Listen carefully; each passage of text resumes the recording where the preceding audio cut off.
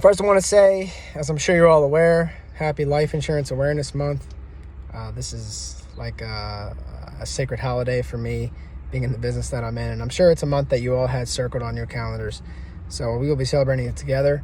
I am going to be dropping videos throughout the month with different little unique facts, how you can use life insurance. There's so many different ways, especially ways to, I won't say evade, but to avoid taxation. Anyways, my video today is going to focus around the news that just came out, the GDP growth. So this is something that I speak on a lot. Obviously, GDP is very important for our country. It's how we measure what we produce as an economy, and it's supposed to be a hard measurement of how we are progressing. Now, there is another measurement that economists use called GDI. It's the gross domestic income.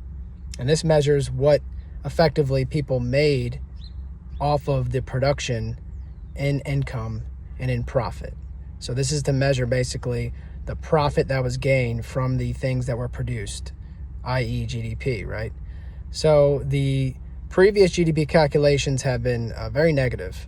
The last one for second quarter was we were declining by 0.9%, which was actually an improve from the previous quarter, which was we had declined by 1.4%. These are typically two negative quarter GDPs in a row are typically signs of recession.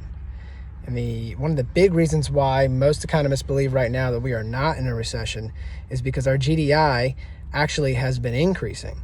And so it's very contrary to state and try to believe here, but GDI usually reflects pretty positively with GDP is actually increasing as our GDP is decreasing.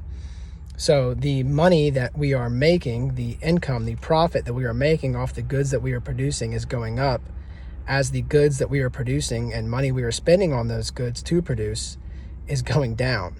And I have a few different theories about this. One being that perhaps it is mostly income being generated from the top 1% of the country, right, which would be usually an investment in capital, and therefore and interest rates are also growing, and therefore this money that's being generated is off of interest and investments, and therefore not actually producing any goods or services. It is literally just money being made from having money.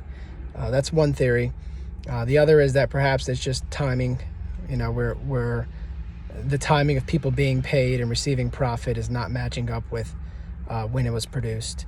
But in any case, it's a very odd time, and that is the main reason why nobody has actually declared a recession yet, is that the job market and the actual income indicators are still pretty positive for most people. So do with that with what you will. Have a good Thursday and a good Labor Day weekend, and I'll talk to you soon.